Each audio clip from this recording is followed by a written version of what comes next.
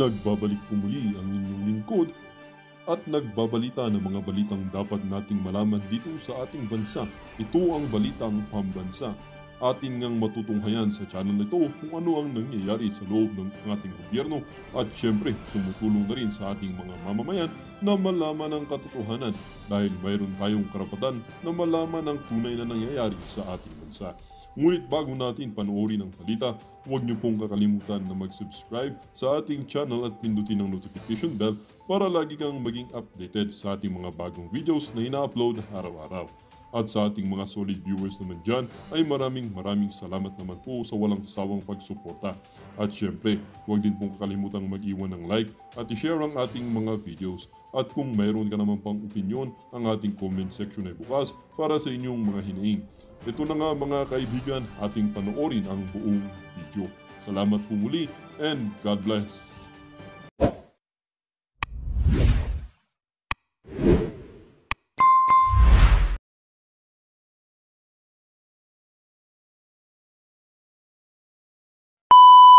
Mista nyo ho si Senator Bato de la Rosa.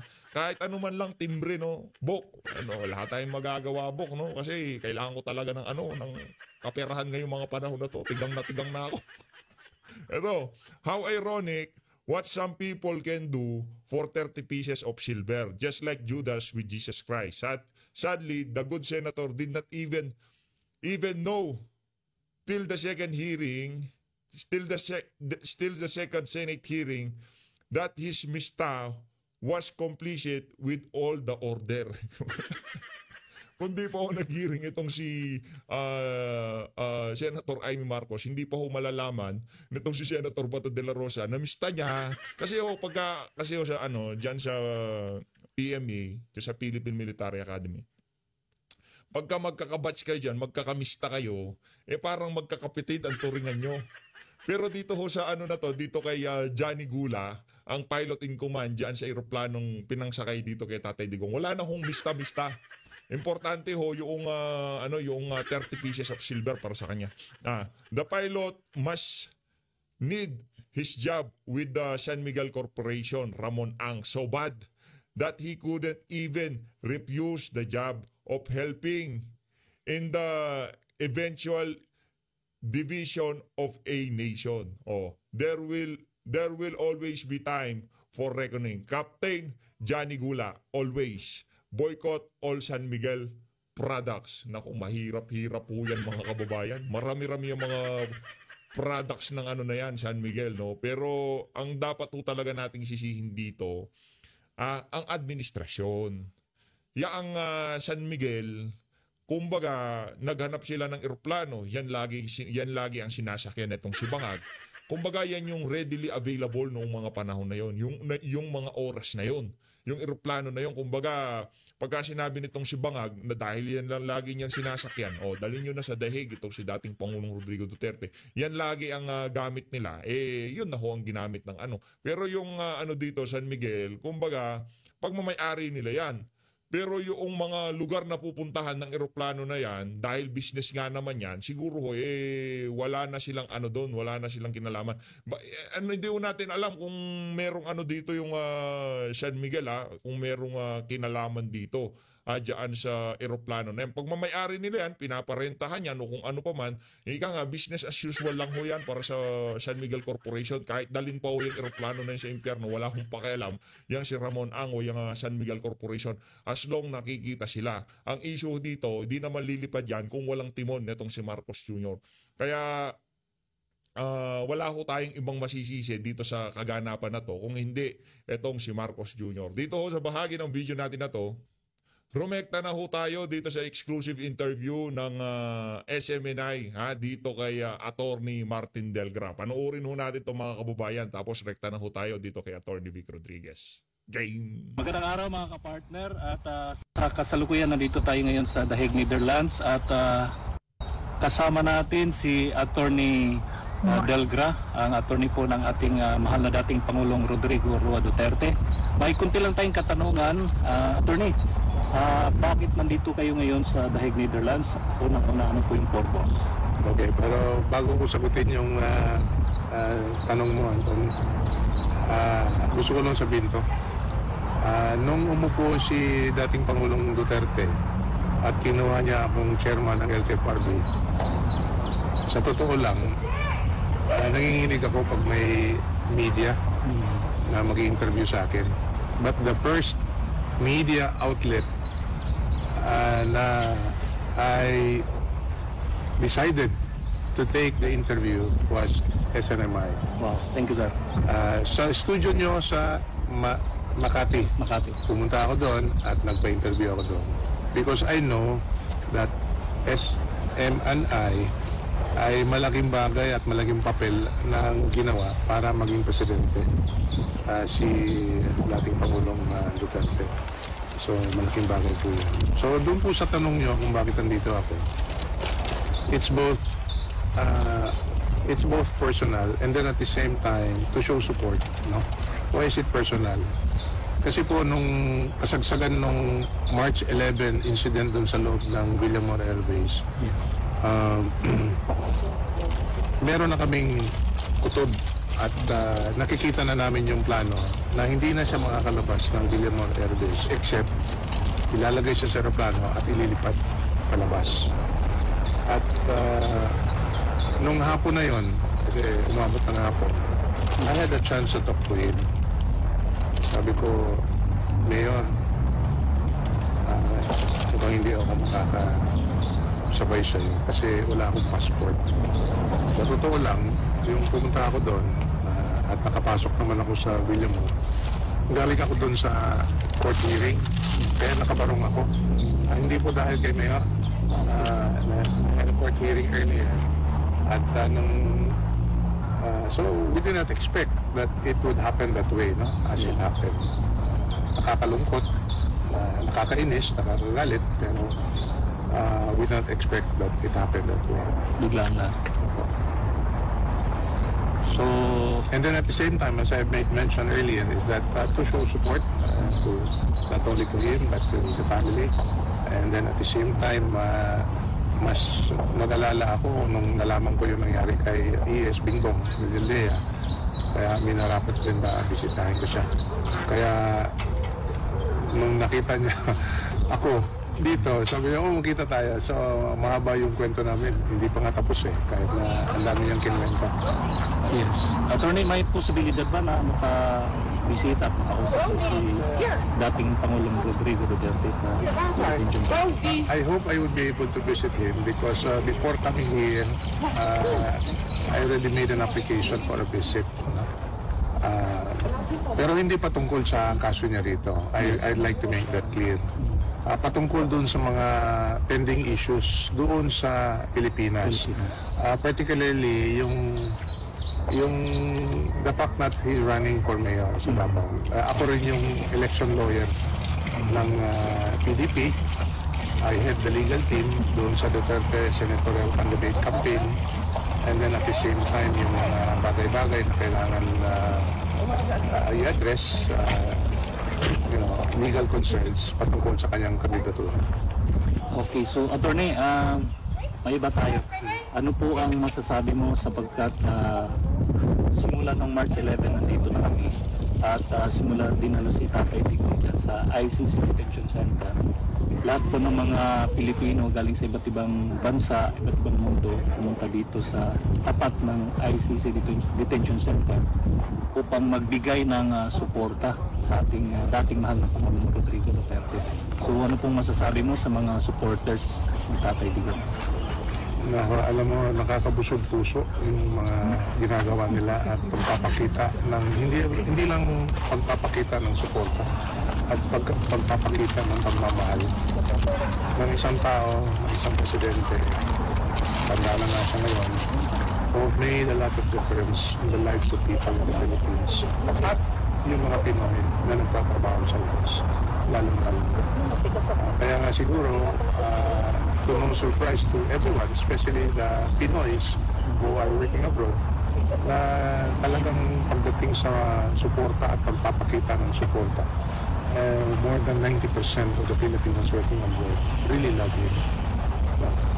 Hindi lang doon sa pamumuno niya, o hindi yung talagang makita mo sa tao sa pagkatao ni Mayor Rudy na pagmamahal niya sa Pinoy. One of the reasons why he ran for this, run for president, is to address the problem of illegal drugs. And he did it in a manner that is legal, legitimate. There might be, to some people, excesses, but the policy itself is valid. Nasa batas yan lahat. It's an open book to everyone who wants to look into the strategy, the policy that we should put in place to address the menace of illegal drugs. That said, Yun ho kasi hindi maintindihan ng mga nagkikriticize dyan sa war on drugs nito si dating Pangulong Rodrigo Duterte. Binigyan ho siya ng mandato ng sambayan ng Pilipino noong panahon ng kampanya para gawin yung mga dapat niyang gawin bilang presidente. Hindi ho niya ginawa yon dahil gusto niya. Ginawa ho niya yon dahil yun ang hinahanap ng sambayan ng Pilipino sa kanya. Kumbaga, yun yung pinangako niya nung panahon ng kampanya, so kailangan niyang tuparin yun sa abot ng kanyang makakaya. Hindi man niya nagawa ng 100%, di ba? Hindi niya ho na-eradicate yung salot na illegal na droga na yan. Pero ginawa ho niya ang kanyang makakaya para ika nga nila talagang masawata, no? Hindi man niya nagawa ng 100%, pero napakalaki ho ng pagbabago. Napakalaki ho ng ika nga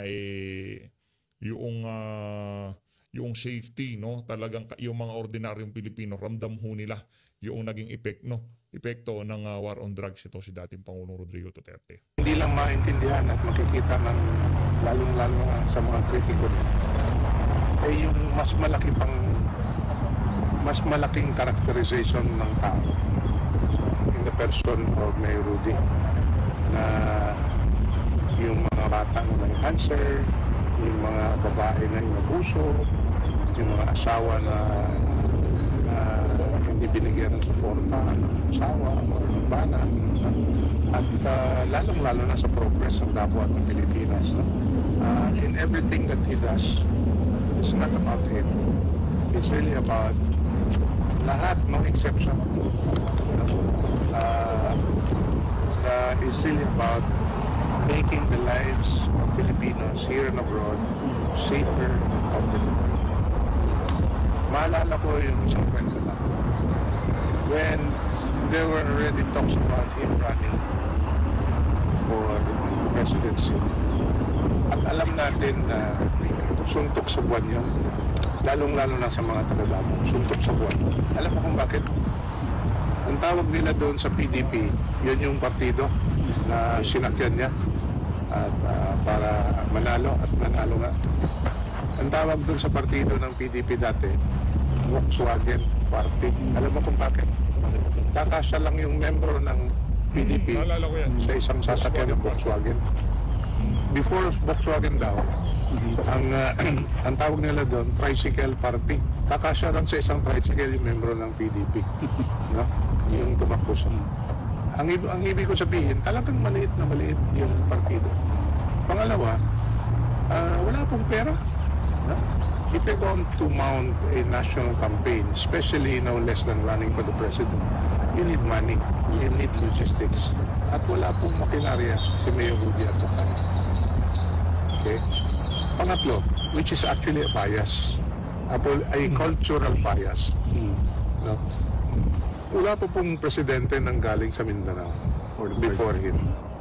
At pwede ko nang dagdagan din pang-apat, wala pa pong mayor na sa pagiging mayor, direkta naging presidente. Meron na pong mga naging presidente na mayor, kagaya ni Mayor Erap, pero dumaan muna sa pagkasenador. And then after that, lumipas na yung administrasyon niya, and in a few occasions where we would be with him, small groups, he would always say this to us. And we say it with all humility, but with a sense of mystery. He would always say, hindi ko talaga alam kung bakit naging presidente ako. Diyos lang ang nakakaalam. Ibang klase. Is exact. Hindi ko kagaya ng ano, hindi ko kagaya nitong presidente ngayon. Akala mo pagka nagsalita, akala mo mahal na mahal siya ng sambayan ng Pilipino, pero hindi ko niya alam na sukang-suka ang ating mga kababayan. Pagka binuka niya ang kanyang bibig, talagang ngayong mga panahon na to, wala na hong nakikinig. Dahil nga sa mga kabalbalang pinaggagawa nitong si Marcos Jr. Words. Diyos lang ang nakakaalam. So, attorney, Yun po yung ano, yun yung mystery behind his running for president and winning it. Pero yung pagkatao niya ever since, hindi na misteryoso yun. Kasi ginagawa niya na nung naging mayor pa siya for a long time. hindi lingid sa iyong kalaman na mahal siya ng taong bayan. At ngayon, sa kabila ng nangyayari, alam mo, sa kabila ng kanyang ginagawa sa ating bansa at sa mga Pilipino, at ngayon humantong tayo sa ganitong sitwasyon at yun nga, nandito na ang ating mahal na Pangulong Rodrigo Duterte dinala dito ngayon sa The Hague, Netherlands na hindi naman dapat. So, ano po yung realization mo, attorney, bakit nangyari? Actually, yung isang realization, hindi naman siguro ito realization ng isang tao. Naintindihan na ng karamihan na may dahilan ito yung gobyerno na nakaupo sa kasalukuyan.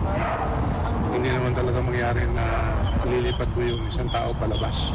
Isang Filipino citizen na ililipad mo sa labas to face trial. So sinabi ko nga kanina, yung mga lahat ng mga Pilipino na may problema sa labas, mabagyo man o may kaso for that matter, kahit na yung kaso, hinatulan na yung Pinoy, we are under obligation. The government is under obligation to bring that Filipino home. Ang nangyari dito, kabaliktaran. Kabaliktaran. Dahil, dinala natin yung isang Pinoy to face trial abroad. Yun pa lang, intindihin nyo na malaking kabaliktaran sa polisiya ng gobyerno na kung may problema, kahit na isang Pinoy, no, there is always that offer of assistance to bring that Filipino home or to offer assistance para hindi pa siya mailagay sa alanganin. Maalala nyo yung mga Pinoy na pinaghihirapan ng mga ilang administrasyon? Pwede ko nang sabihin, yung kaso ni Sara Balabagan, yung mga na-abuso sa Middle East, and lately si Veloso sa Indonesia. Anong ginawa ng gobyerno? They really go out of their way, no? Exert diplomatic pressure, give out whatever assistance that may be necessary, no, to all our Filipino citizens abroad to eventually bring them home. Yes. May masasabi ka ba sa administrasyon ngayon, attorney? Hayaan mo na lang siguro sila, kayo na siguro maniwala dyan. Kasi tumataas na yung bilang ng mga Pinoy na hindi naniniwala dito sa administrasyon. All surveys would show that the credibility and the trust rating of the government is really going down. There was even one pollster saying that this is even lower than any president in recent history. And he was referring to the trust rating of this administration. May iba tayo, attorney, kasi may paabot po na pangumusta si Pastor Paulo. Yes, of course. At sabi niya, kumusta ka daw? At kasi nakita ni Pastor yung nangyari doon mula sa Hong Kong, sa airport. At hindi niya alam na nandito ko ngayon. So, kinukumusta ka ni Pastor? Ay, salamat po. Actually, if I may say this, malaking bagay at malaking tulong ang binibigay ng SMNI patungkol sa mga nangyayari. Hindi lang dito sa The Hague, at sa lahat ng mga parte ng mundo pagdating sa kaso ng ating dating Pangulo na minamahal ng maraming Pilipino across the world. If I may say, yung media outlet, it seems like a voice in the wilderness.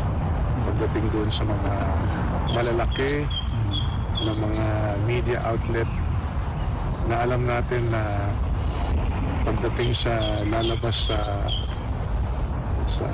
Facebook or sa TV or wherever, talagang yun lang gusto nilang ipapakita. Suportahan mo ba si Pastor Kibuloy, attorney, sa siyempre, Senado ng darating na eleksyon? Ay, siyempre, pagdating dyan, no? Lalong-lalo na, itadagdagan ko na kung tinanong mo na ako dyan, dagdagan na natin. Na, you know, before this happened, na dinala rito, si Mayor Rudy sa Dahig. He has been very busy going around the country, campaigning for his 9 senatorial candidates. Kasama na dyan si Pastor Apollo Kibuloy. Huwag niyong kalimutan, bubutuin siya. Kasama na yung mga kasama niya sa PDP. No? Si Bongo, si Philip Salvador, si Jimmy Bondok, si Raul Lambino, si Vic Rodriguez, si Bato de la Rosa, si attorney? Si Richard Mata, dinagdag. si Richard Mata, dinagdag ni VP Sara, no? Si Marcolita. Si Rodante Marculeta, no? Yes. So, Pastor. at saka si Pastor, siyempre sinabi ko na kanina. No? So, Hindi makakaano si Pastor. Ika nga hindi ho makakalimutan niya si Pastor. Kahit tayo dito sa PH Update, sobrang na-appreciate natin yung ginagawa ng SMNI, nitong si Pastor Apollo Kibuloy, yung effort ho nila para maihatid sa ating mga kababayan yung tunay na nangyayari sa ating bansa ngayong mga panahon na to. Dito sa bahagi ng video natin na to mga kababayan, rekta ho tayo dito kay Atty. Vic Rodriguez. Tuloy natin. Ito tayo kay Atty. Vic. Kalakasan ng pag-iisip, pati na ang aking spiritual na paninindigan. Sapagkat hindi pwedeng panay tapang, hindi naman pwedeng panay talino lamang. Hindi rin pwedeng iasa natin sa panalangin o pananampalataya at hindi lalo pwedeng panay emosyon lamang. Ang pagsisilbi sa bayan upang higit na makinabang ang mamamayang Pilipino, kinakailangan ay kombinasyon ng lahat ng ito. At hanggat kaya ng aking katawan, kaisipan, kalooban at pananampalataya, paglilingkuran ko ang mamamayang Pilipino. Ano po ang inyong plano upang mas mapabuti at mas mapalawak pa ang mga benepisyo ng mga manggagawa tulad ng SSS, Pag-ibig at PhilHealth? Unahin natin yung sa PhilHealth. Alam naman natin lahat na binigyan ng zero funding ng gobyerno, ng administrasyon ni Bongbong Marcos ang PhilHealth ngayon. Ang aking tanong, nasaan ang mandatory contribution ng mga pribadong manggagawa para sa PhilHealth na kinokolekta, hindi pa man ninyo nakukuha Iyari ka dyan, bangag. at nahahawakan ang inyong pinaghirapan tuwing kinsenas at katapusan. Paano natin lalabanan ito? Sisikapin ko bilang senador ninyo na sa pagpapanday pa lamang ng ating taon ng budget, masisiguro natin na wala nang mauulit na ganitong kaganapan na bibigyan ng zero budget ang PhilHealth at kukunin ang mandatory contribution ng mga pribadong manggagawa. Yun ang aking gagawin, yun ang aking pagsisikapan. Ano ang plano mo upang gawing abot kaya at mas accessible ang serbisyong pangkalusugan sa buong bansa? Sapagkat ako ay naniniwala na ang ugat, ang punot dulo, ang simula't katapusan ng kahirapan ng maraming Pilipino at ng ating bansa ay ang korupsyon na nagmumula sa ating taunang budget. Uulitin ko, sa pagpapanday pa lamang ng ating taunang budget, sisikapin ko na masiguro na lahat ng sentimo na pera nating mga Pilipino ay dapat mapunta sa social services, sa kalusugan, sa kapayapaan, sa paglaban sa droga. Eto ho, yan hong mga tinatalakay ni Atty. Vic Rodriguez dito sa video na to. Sa loob lamang ho ng 30 minuto, nasalansan niya ho ng maigi yung mga issue na ni minsan hindi ho tinalakay ng mga kandidato diyan sa alyansa ng mga mambubudol.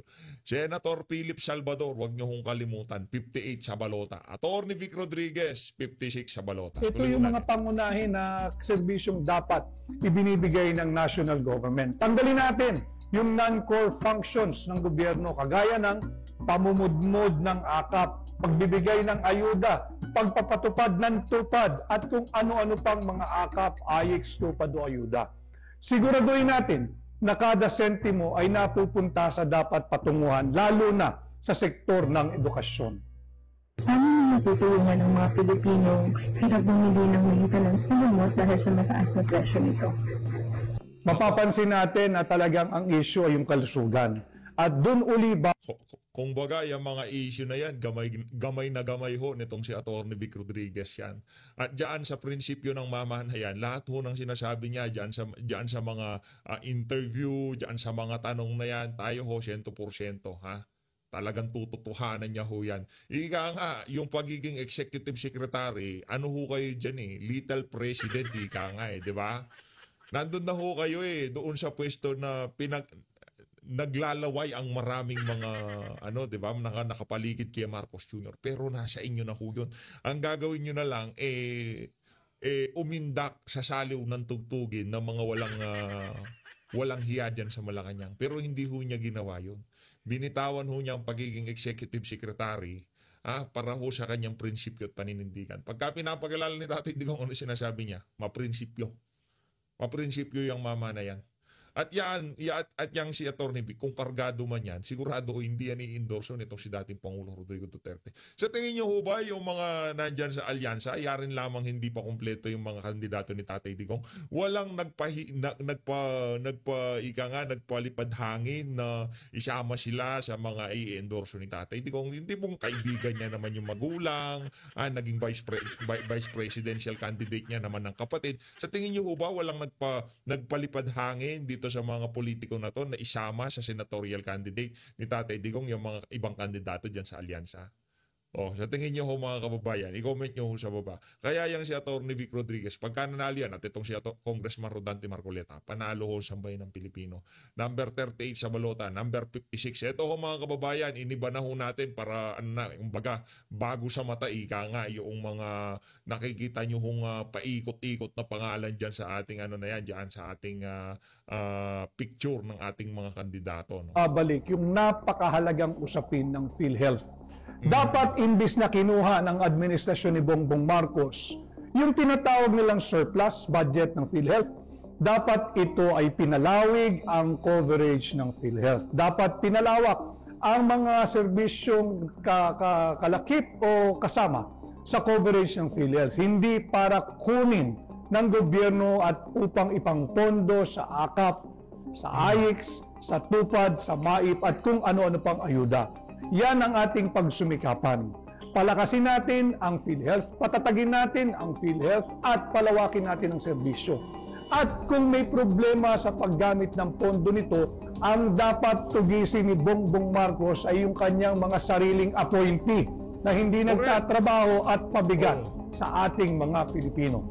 Totoo ho yan. Di ba? Yan din ang naging paksa natin kagabi doon sa pagsasalita nitong si Pia Cayetano. Di ba? Talagang tayo, tabang na tabang yung panlasa natin doon sa mga atake niya kaugnay dyan sa PhilHealth issue eh. Bakit nyo binabanatan yung Bakit nyo binabanatan yung mga in-appoint nitong si Marcos Jr.? Bakit hindi nyo banatan yung nag-appoint? Di ba? Siya ho kasi umalis na yung una. Umalis na yung unang itinalaga niya dyan sa PhilHealth. Bago na ngayon. Dinatnan niya na lang yung mga yung mga falsipikadong programa ng PhilHealth. Bakit hindi niyo ho kastiguhin yung mga nag-a-appoint na pinuno ng PhilHealth, di ba? Ang labo ho ng mga atake nitong si Pia Cayetano kagabi, sa totoo lang.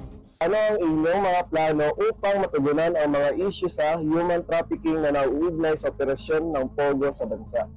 Ang human trafficking ay concern hindi lamang ng pamahalaan, kundi pati ng mamamayang Pilipino. Na kailangan maging maingat tayo doon sa mga nagsisilbing manpower or placement agencies, whether domestic or overseas. Masiguro natin, magtulungan tayo, isumbong natin sa kinauukulan yung tingin natin ay mga illegal recruiters o sangkot sa human trafficking. Hindi lamang ang POGO. Yung POGO ay nagagamit lamang. Yan ang aking matinding paniniwala. Paano niyo po haharapin ang mga issue ng pabahay at urbanisasyon na nagiging sanhi ng pagdami ng informal settlers sa mga syudad? Nakakalungkot sapagkat sa simula ng administrasyon ni Bongbong Marcos, kanyang ipinangako na 6 million housing units, 6 million socialized housing units or 1 million housing units per year. Ngayong magtatatlong taon na siya sa pwesto, ang nailalagay lamang nila, ang naitatayo lamang nila ay higit kumulang 100,000 units of socialized housing. Talagang magkakaproblema tayo at maglilipa na yung tinatawag nating informal settlers. Tayo ay makipagtulungan, pakinggan din natin yung partner ng pamahalaan, yung local government units. At sikapin na malagyan ng totoong human settlement or human resettlement yung mga informal settlers. Hindi porke binigyan mo ng bahay ay okay na. Dapat yan ay malapit sa eskwelahan, may hanap buhay at malapit sa pamayanan. Yan ang tunay na solusyon sa issue ng pabahay sa ating bansa. Kung kayo po ay manalo sa pagkasenador, ano pong plano ninyo sa first 60 days? Ang aking plano, sisikapin kong isabatas lahat yung aking mga legislative agenda. Unang-una ay yung pag-amyenda sa plunder law o yung batas laban sa mga mandarambong at pandarambong. Aking ibababa ang threshold ng plunder from 50 million to 1 million pesos sapagkat ang pagnanakaw ay pagnanakaw kahit magkanong halaga pa yan. At pag nagawa ko na yan, aking ipapanukala ang pagbabalik ng death penalty subalit sa 2 kaso lamang. Unang-una, doon sa makukonvict o mapapatunayang guilty na nagnakaw ng pera nating mga Pilipino, yung plunder law. Pangalawa, sa kaso ng droga na siyang kasasangkutan ng mga taong gobyerno at ng mga alien, banyaga or foreigner. Yan ang aking unang-unang gagawin sa loob ng 60 days bilang senador ninyo. Ano ang inyong mga hakbang upang matiyak ang transparency at accountability sa paggamit ng pondo ng bayan? Kagaya ng isinusulong namin sa hakbang ng maisog na humihingi ng transparency, accountability, peace and security sa gobyerno at sa mga namumuno dito, aking pakababantayan ang ating taunang budget. Uulitin ko, bilang tunay at maisog na oposisyon, ako ang magiging bantay ninyo. Ako ang magiging mata, tenga at bibig ninyo sa Senado pagdating sa pagpapanday at pagbubuo ng ating taunang budget. Lalabanan ko yung uri ng pagpasa ng ating taunang budget base sa mga blanco sa Bicameral Conference Committee report. Isasambulat natin yan, ire-report ko sa inyo, magsusumbong ako sa inyo kung kinakailangan upang matigil na at masawata ang taong-taong korupsyon sa ating taunang budget. Ano po ang ating pwedeng gawin para mapaganda o mapanatili ang kalagayan ng mga indigenous people dito sa Pilipinas? Bantayan Naman ba si Attorney Vic Rodriguez dito sa ano na to? Mata ng halalan, diyan sa Net25 ba? Talagang napakaganda hong ano nito, napakagandang sinyalis nito.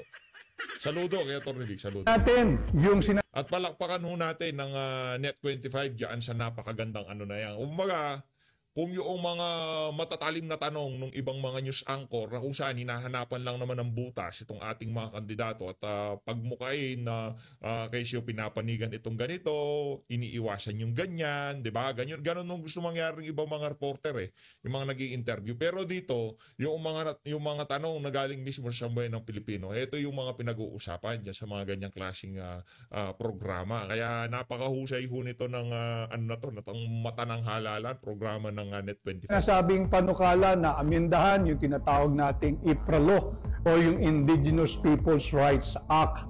Dapat yan, imbis na bawasan, menosen o i-abolish or i-repeal or i-amend yung IPRA law, dapat itong higit na palakasin sapagkat ito ang nagbibigay recognition dito sa mga kapatid nating katutubo. Lahat naman tayo ay may pinagmulang tribo o angkan.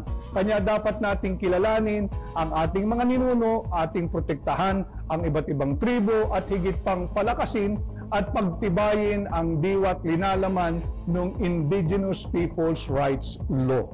Kung kayo po ang papalaring manalo, ano po ang pwede niyong gawing tuntunin sa paggamit ng confidential fund? Dapat ang meron lamang confidential or intelligence funds ay yung mga law enforcement units.